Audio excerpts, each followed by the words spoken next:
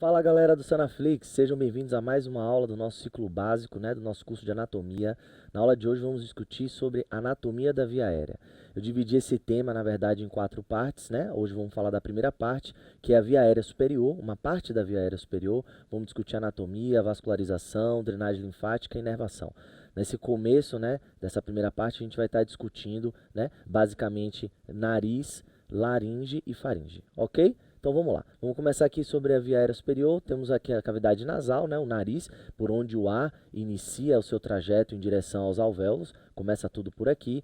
Na sequência ele vai ganhar aqui a cavidade da faringe, que é a parte posterior do nariz e que faz comunicação com a cavidade bucal, Então nós temos a nasofaringe, que é a porção respiratória da faringe. Nós temos a orofaringe, que é a porção da boca, alimentar da faringe. E nós temos a laringofaringe, que é a união desses dois trajetos, da naso e da orofaringe, depois indo em direção à laringe, tá? E a laringe, por fim, vai fazer a união com a traqueia, começa daqui para baixo.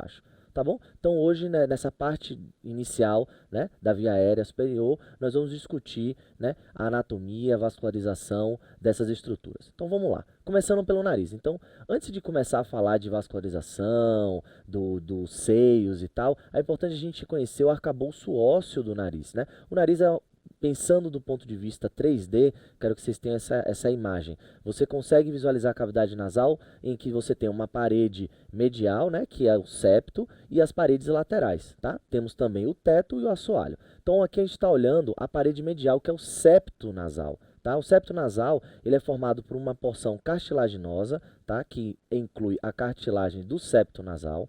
Aqui a gente consegue ver uma porção da cartilagem alar, que compõe a parte lateral, as unidades inferolaterais do nariz, tá? Que consegue aparecer nessa imagem também. Nós temos agora a parte óssea do septo. Então, junto com a cartilagem septal, nós temos a lâmina perpendicular do osso etimoide, tá? O osso etimoide vem aqui, nós temos a placa crivosa e temos a lâmina perpendicular, que vai se unir aqui, ó, tá vendo? Antero-inferior com a cartilagem septal. E nós temos, tá? Aí, continuando aqui por cima, só para vocês entenderem também a peça, temos o seio frontal, ok? Que é formado através do osso frontal, a lâmina cribriforme, com seus forames que permitem a passagem das terminações nervosas do nervo olfatório. Temos a fossa hipofisária, que vai conter a hipófise, aqui mais posterior, é formada através do osso esfenoide, o seio esfenoidal e o vômer. Então percebam que o septo nasal ele é formado por cartilagem septal mais lâmina perpendicular do osso etimoide mais o vômer. Então são essas 3 estruturas que vão formar o septo nasal. Ele tem uma porção cartilaginosa que ela é anterior e tem uma porção óssea que é mais posterior, ok? Isso, o teto, então, da cavidade nasal, vocês conseguem perceber do ponto de vista ósseo, é formado pelo osso do etimoide e pelo osso frontal e pelo próprio osso nasal, que é esse osso aqui que está fazendo a união com, nesse corte a gente consegue ver fazer a união com o osso frontal.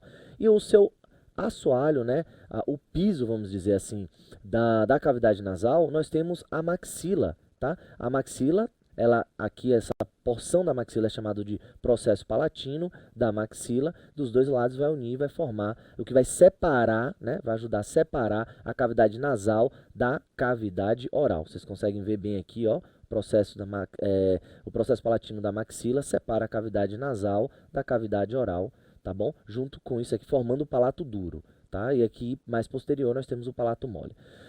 Muito bem. Nessa outra imagem aqui a gente consegue ver, ó, o seio esfenoidal, que são os seios que fazem parte, da aeração da cavidade nasal, que tem comunicação com a cavidade nasal, tá? Temos aqui o ósseo do seio esfenoidal, mas ele é o seio mais posterior, mais próximo, inclusive, da cavidade craniana, de dentro do crânio. Nós temos o seio frontal, que ele é mais anterior. E aqui nessa imagem a gente consegue ver as 3 conchas nasais, que isso aqui é a parede lateral. Então, naquela primeira imagem, a gente visualizou o quê? O septo nasal, tá? Aqui agora a gente vai avaliar o quê? A cavidade lateral. A gente está vendo como se tivesse tirado o septo e olhando a parede lateral do nariz por dentro. Então, a gente consegue ver a concha nasal superior, concha nasal média e a concha nasal inferior. Por que precisa ter todas essas estruturas? Não é um vazio e o ar já passa direto em direção, né, à nasofaringe, laringe, traqueia e pulmões. Por quê? Porque o ar precisa ser o quê? Ele precisa ser filtrado, ele precisa ser umedecido e ele precisa ser o quê? Aquecido. Então ele turbilhona ao redor das conchas nasais para justamente ocorrer todo esse processo. O muco que é produzido pela mucosa nasal vai segurar macropartículas, micropartículas também que vão se batendo nas paredes da cavidade nasal e isso limpa o ar. Dessa mesma forma você consegue umidificar por troca, né? Você consegue jogar gotículas de água nesse ar e você também consegue aquecer esse ar, tá bom? Além disso, óbvio, as vibriças nasais aqui, a gente também já tem um processo de limpeza, né, do ar logo na entrada dele no nariz, ok? Muito bem. Agora aqui, ó, um corte coronal para vocês, a gente consegue ver bem o seio frontal, tá vendo sua íntima relação com a cavidade craniana, né? É muito próximo.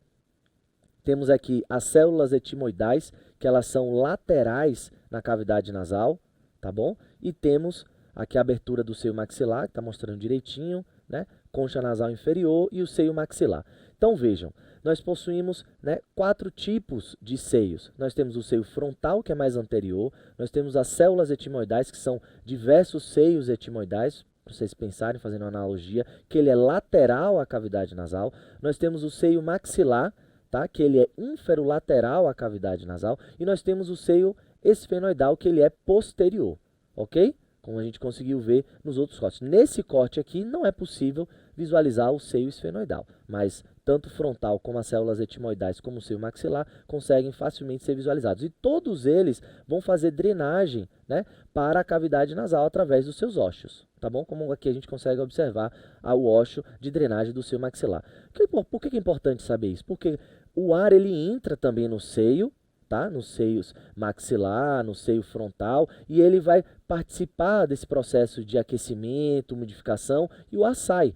Se por algum motivo, né, por um processo infeccioso, edema da mucosa, por um processo inflamatório, perdão, que pode ser infeccioso inclusive, por muco, né, espesso que obstrua esse ósseo de drenagem, o que vai acontecer? Você vai acumular secreção e aqui tem bactérias residentes que vão proliferar e eventualmente causar uma infecção, que é chamada de sinusite. Então percebam que anatomicamente a doença, né, ela ocorre devido a uma obstrução do ósseo de drenagem do seio. Então você pode ter uma sinusite que é bem frequente, inclusive, do seio maxilar, do seio frontal, das células etimoidais, ou das 3, né, ou do seio esfenoidal. Então a fisiopatologia, né, o mecanismo de surgimento da sinusite é devido a essa obstrução, né, primariamente devido a essa obstrução de drenagem do próprio seio, ok? Muito bem. Aqui a concha nasal média, tá vendo? Que o seio esfenoidal, o seio maxilar, ele vai drenar, né, na posição próximo da concha nasal média. Esse é um reparo anatômico. E o septo nasal aqui a gente consegue ver, né, tanto a sua porção cartilaginosa como a porção óssea, né, mais posterior aqui, e a mucosa recobrindo todas as estruturas da cavidade interna do nariz. Ok? Muito bem. Aqui a gente consegue ver como se fosse, né, na pessoa, você olhando o paciente, olhando o indivíduo, como que seriam as projeções, né, dos seios, da face, né? Então temos aqui os seios frontais, as células etimoidais, né? Estão vendo que são laterais ao nariz, e o seio frontal, tá bom? Ok, seio frontal, células etimoidais, isso aí vocês já sabem, e o seio maxilar. Muito bem. Como que se dá a vascularização, então, do nariz? Então nós temos a face, né? Tem também a região cervical, ela é bastante irrigada. Tem uma nutrição muito importante por vasos importantes também. E a gente vai detalhar isso ao longo das aulas. Aqui a gente vai focar especificamente no nariz, mas vocês vão perceber quando for discutir face, for discutir cavidade bucal, laringe, faringe, vocês vão conseguindo identificar quais são os vasos importantes de cada região. Mas só para fazer uma revisão rápida aqui, vocês conseguem ver, ó, nós temos aqui a carótida comum, né, subindo, tá? Isso aqui é o lado direito do paciente. Então, a carótida comum subindo do tronco braquiocefálico, tá? E aí a carótida comum vai se bifurcar na carótida interna, que ela sobe aqui, vai em direção à parte interna do crânio. Então, ela não vai emitir ramo ao longo desse trajeto até ela entrar aqui no crânio, e daí ela vai começar a fazer a nutrição. Ela meio que ela que é reservada para ser exclusiva para a nutrição do cérebro e das estruturas intracranianas, mas nós temos a carótida externa. Ela sim é responsável por uma boa parte da nutrição da face, das suas estruturas, ao longo do pescoço também, ok? Então, da artéria carótida externa, sai uma artéria extremamente importante para a nutrição da cavidade nasal e da face também, que é chamada de artéria facial. Tá? Ela vai caminhar ao longo da margem da mandíbula, como vocês conseguem ver aqui, ó, ela tá em verde. Daí ela vai subir, né, ao longo do corpo da mandíbula, atravessando a face e indo em direção ao canto medial do olho. Ok? E daí ela vai emitir diversos ramos. Esse é um vaso importante que vai emitir vasos secundários que vão nutrir a cavidade nasal. Outro vaso importante que daí vem da carótida interna é o que? A artéria oftálmica, tá? Então a artéria oftálmica, percebam, ela está aqui em verde, ela vai sair da carótida interna, tá vendo? Ó, a carótida interna está aqui, e ela vai caminhar em direção, né, à órbita, tá? E daí vai emitir diversos ramos, e esses ramos também vão fazer a nutrição da cavidade nasal na sua porção mais superior, na porção mais anterior. Ok? Outro vaso importante é a artéria maxilar. Outro ramo muito importante da artéria carótida externa, que vai fazer uma nutrição de grande relevância no terço médio da face, isso incluindo também a cavidade nasal. Ok?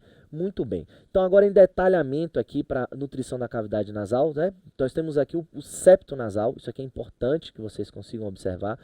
Nós temos todos esses vasos vão fazer a nutrição da cavidade nasal. Tá? Então, nós temos a artéria palatina maior, tá? Que vem aqui atravessando o palato duro. Nós temos ramos que vão vir da artéria labial superior, que vai fazer a nutrição na porção mais anterior do septo nasal. Tá? Temos a artéria esfenopalatina, que é uma artéria posterior, grande importância, principalmente nos casos de epistaxe de grande volume, né, de cavidade posterior nasal, que é difícil de fazer hemostasia, por exemplo, é diferente de epistaxe de origem do plexo de Kisselbach. Tá? A artéria etimóidea posterior e a artéria etimóidea anterior. Tá? Então, todos esses vasos vão se unir mais anteriormente e vão formar o que a gente chama de plexo de Kisselbach, que vai fazer a nutrição da porção anterior do septo, da porção mais anterior da cavidade nasal. Mas percebam que esses vasos são extremamente importantes, eles vêm de um daqueles 3 vasos que eu mostrei para vocês, fazendo a nutrição da parte, né, da cavidade nasal. Ok? Muito bem. Temos agora também a drenagem venosa. Percebam que a drenagem venosa segue, né, os mesmos vasos da nutrição arterial. Tá? O que eu vou mostrar para vocês aqui é para onde eles vão. Então veja que a esfenopalatina vai drenar para o plexo pterigoide, né, que é mais posterior. Os etimóideos vão drenar para o seio cavernoso, então vejam que tem um trajeto que tem uma confluência com a parte intracraniana. E a drenagem da artéria labial, né, no caso aqui da veia labial superior, vai drenar para a veia facial. Tá? Que também é um ramo da veia. A veia facial, quando ela cruza, né, também a artéria, cruza a porção lateral da boca, ela vai emitir a artéria labial superior e inferior. Da mesma forma, a veia, né, facial vai receber a veia labial superior e inferior, ok? Um outro detalhe que eu não mostrei na imagem anterior, na parte arterial, percebam que tem a união entre a vascularização intracraniana e extracraniana, ou seja, uma união entre o território de nutrição da carótida externa e interna através dessa confluência de vasos dos ramos da artéria oftálmica, lembra? Que vem da carótida interna, e dos ramos da artéria, tanto maxilar quanto da artéria facial, que são ramos da carótida externa. Então, percebam que aí a gente tem uma confluência, eventualmente pode ocorrer, né, a passagem de alguma bactéria, de alguma estrutura, alguma coisa, e atingir, né, vasos intracranianos, ok? Muito bem. Em relação à drenagem linfática da cavidade nasal, nós temos aqui inicialmente os linfonodos parotídeos, né, que ficam na porção mais lateral da face, né, vão receber inicialmente essa drenagem da cavidade nasal. Também temos as glândulas, né, submandibulares, que vão receber também drenagem da parte mais anterior e do assoalho da cavidade nasal, e tudo isso vai confluir para os linfonodos cervicais, tá? Tanto os linfonodos cervicais superficiais quanto os linfonodos cervicais profundos, indo em direção ao ducto torácico, ok? Muito bem.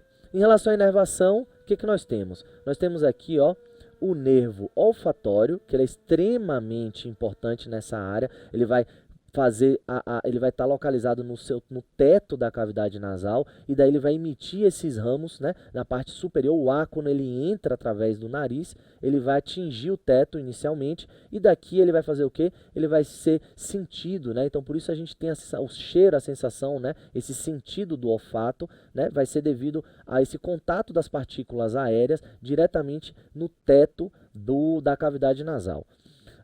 Temos também aqui, ó, o nervo nasopalatino, que vai fazer a nutrição do septo. Ó, percebam que aqui a gente pegou a cavidade nasal e rebateu o septo nasal para cima, para cranial. E aí a gente consegue ver a parede lateral da cavidade nasal e aqui a parede medial da cavidade nasal. Isso aqui do lado direito, por exemplo, do paciente, tá? Nós temos também aqui os nervos palatinos maiores e menor e o nervo nasopalatino, tá? Então o nervo nasopalatino vai fazer a nutrição do septo, e os nervos palatino maior e menor vão fazer a nutrição das conchas, né, da parte mais lateral do nariz. Temos aqui ramos também, tá, mais anterior para a cartilagem septal e para a cartilagem nasal e parte anterior da cavidade nasal, junto também aqui, ó, com o nervo labial superior. Ok? Muito bem, olha lá, o nervo etimoidal anterior fazendo essa porção mais anterior da cavidade nasal. Muito bem. Agora vamos discutir sobre a faringe, né? Quais são as estruturas importantes, nesse caso, da nasofaringe, né? Nós temos aqui, ó, tonsila faríngea, que é um órgão de defesa, né? É a tonsila junto com a tonsila amidaliana, faz parte, né? E as tonsilas linguais fazem parte desse anel aqui de defesa da faringe, perdão. E no caso da cavidade nasal, da nasofaringe, nós temos a tonsila faríngea no teto aqui da faringe mais posterior da cavidade nasal. Temos aqui o ósseo faríngeo da tuba auditiva. Vejam que a comunicação que vai equalizar a pressão na membrana do tímpano, né, na membrana timpânica, entre a cavidade auditiva, né, e a cavidade nasal. Temos aqui o recesso faríngeo, que desce em direção à laringe, tá? Temos a prega salpingofaríngea também, e o palato mole. Tá? Então o palato mole, o que é importante? Durante a deglutição, o palato mole, por ser móvel, né, não é um palato duro, ele vai obstruir, né, a cavidade da nasofaringe, bloqueando que o alimento saia da boca e reflua em direção à cavidade nasal. Ok? Então, pacientes, pessoas que têm alterações anatômicas e na maioria das vezes são congênitas, né, ou eventualmente adquirida, por exemplo, um tumor ou alguma outra lesão, um processo infeccioso que altere a anatomia do palato mole, o paciente pode ter o quê? Uma insuficiência velofaríngea, tá? Que pode tanto gerar refluxo alimentar da boca em direção à cavidade nasal, como também o quê? Dificuldade na fonação, tá? Então, para a fonação, você tem uma articulação das cordas vocais junto com o palato mole, e isso vai permitir que o ar passe através da boca, né, e imita os sons que são necessários para cada palavra. Se você não tem esse fechamento adequado, né, esse toque do palato mole na parede posterior da faringe, né, no caso aqui da naso e da orofaringe, o que acontece? Você tem um escape aéreo e com isso o paciente tem alteração na fonação. Então percebam que a anatomia ela é muito importante, inclusive para poder a gente ter um bom funcionamento, né, no caso aqui da fonação e da alimentação. Ok? Muito bem. E o palato duro mais anteriormente, né, na parte do... o palato duro e mole, ele é o assoalho da cavidade nasal e é o teto da cavidade bucal, né? Percebam que os dois fazem essa divisão dessas duas cavidades. Muito bem. Em relação à vascularização, nós temos aqui, de novo, ó, como eu mostrei para vocês naquela outra imagem, carótida externa, artéria lingual, né, tem uma grande importância de nutrição, não só da língua, mas da parte do assoalho da boca e também da faringe, na sua porção mais inferior. Temos aqui a artéria facial, que também vai emitir ramos, ó, que vai em direção, junto com a artéria maxilar, fazer a nutrição da região da faringe. E a artéria maxilar, ó, vai emitir a artéria faríngea ascendente, tá vendo? Aqui tem uma grande importância, tanto esses três vasos são muito importantes. Artéria maxilar, facial e lingual na nutrição, né, da faringe, tá? Principalmente aqui da nasofaringe. Em relação à drenagem venosa, o que nós temos? Plexo pterigoide, tá bom? Que vai receber uma grande quantidade de sangue, ó, percebam, da cavidade nasal. Temos a veia facial, também vai receber, ó, que através da sua porção mais anterior e inferior, tá? E a veia retromandibular, ela que vai receber seria junto, né, aqui com a artéria, próximo da artéria, do caminho da artéria carótida externa, tá? Antes de bifurcar para maxilar e para temporal, você passa ao longo dela também a veia retromandibular, que vai receber uma grande quantidade de sangue através do plexo pterigóide e de outros vasos daqui da região, se unindo, né, com a veia facial e desaguando na jugular interna. Beleza? Muito bem. Em relação à anatomia agora da laringe, para a gente finalizar essa primeira parte da via aérea, tá? Que é a via aérea superior. Então nós temos aqui, ó, nós temos a cartilagem epiglótica. Então perceba que a laringe ela é uma estrutura cartilaginosa, tá? Com bastante musculatura. Essa musculatura a gente vai ver detalhadamente na outra aula. Ela vai participar da fonação, da abertura e fechamento das pregas vocais para também a respiração. E também o fechamento da laringe durante a deglutição para evitar broncoaspiração. Então todo esse mecanismo, né, essa articulação desses movimentos é muito importante, por isso a laringe ela é uma estrutura cartilaginosa e muscular, tem mucosa também, obviamente, muito articulada, tem vários ligamentos entre as cartilagens, isso aqui a gente vai ver com detalhe também. Então percebam, cartilagem epiglótica, vestíbulo da laringe aqui, né, que é a parte de entrada da cavidade da laringe. Temos o músculo aritenoide transverso, que consegue ver nessa imagem aqui. A gente vai ver com detalhes essa musculatura em outras imagens. Aqui a lâmina da cartilagem tireoide, que é a cartilagem maior, né, de maior estrutura e sustentação da laringe. Tá? Cartilagem tireoide, a parte aqui mais posterior. Tá? Temos aqui a prega vocal, tá bom? Prega vocal de novo.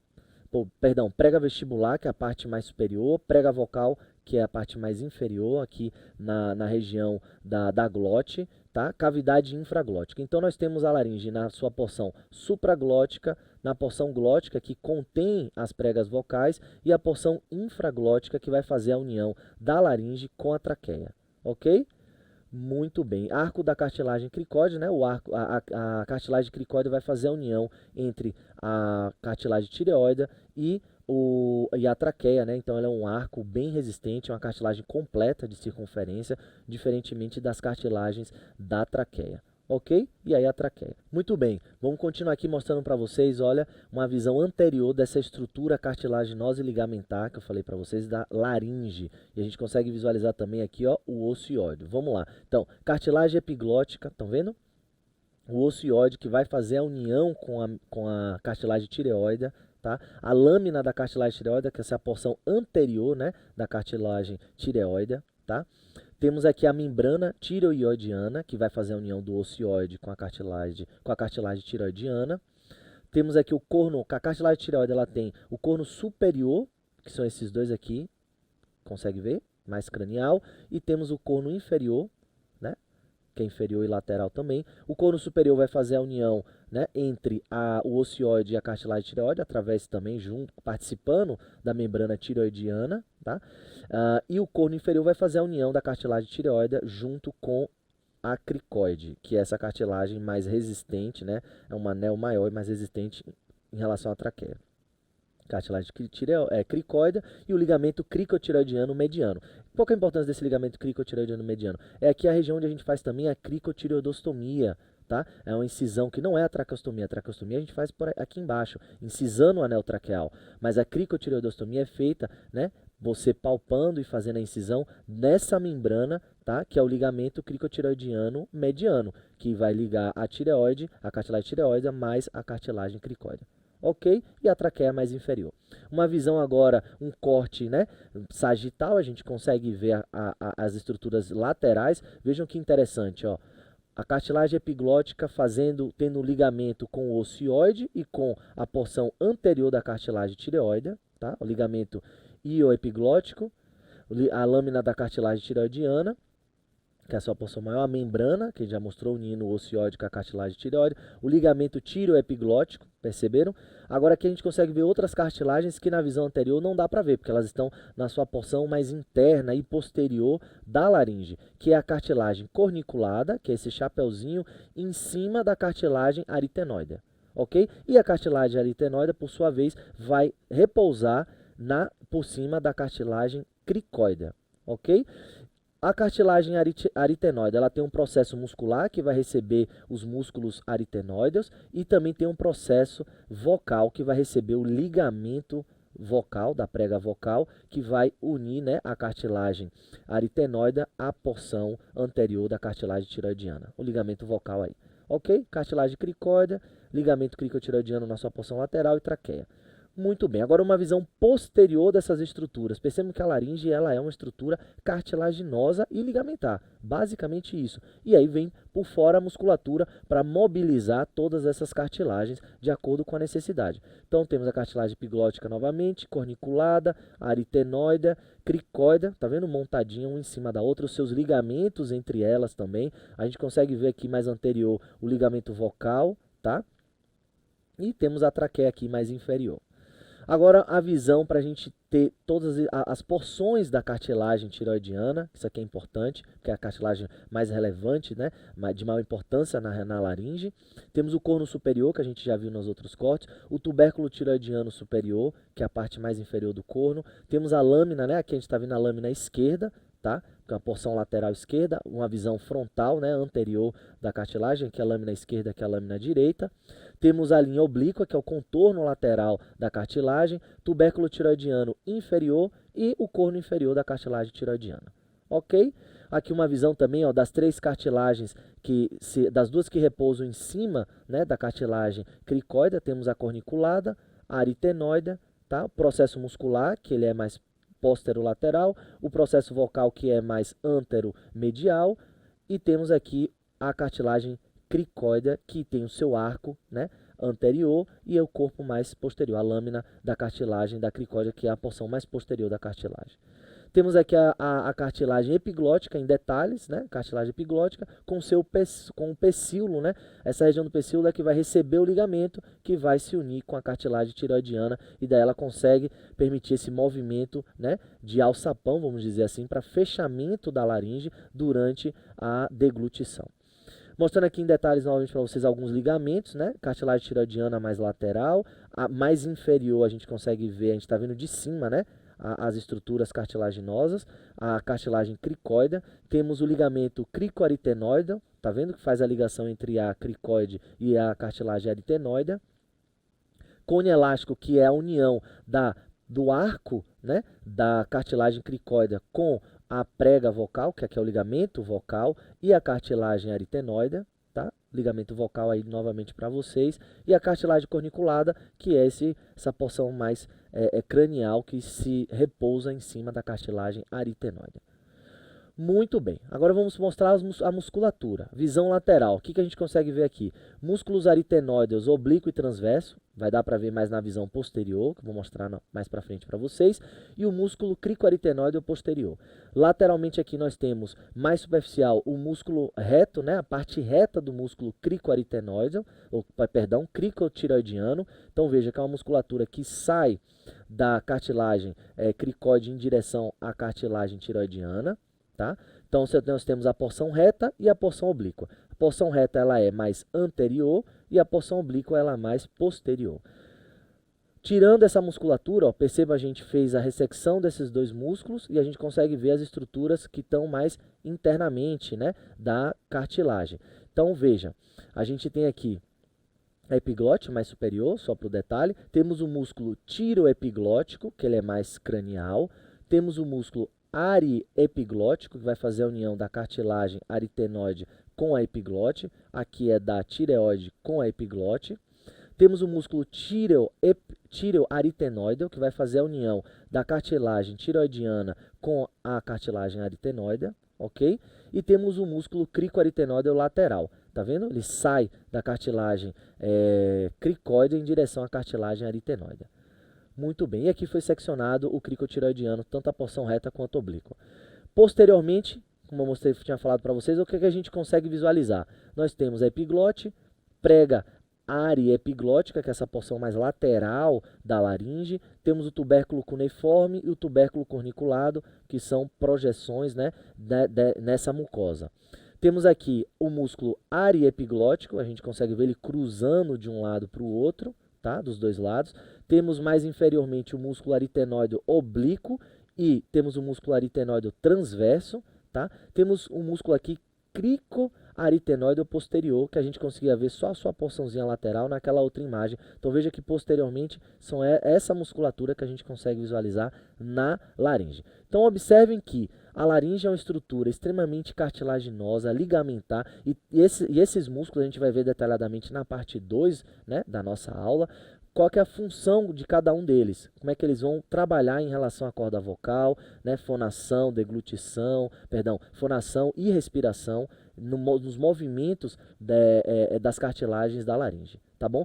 Pausem a aula, são muitos detalhes em relação à musculatura para vocês anotarem e terem isso direitinho, tá joia? Grande abraço e até a parte 2.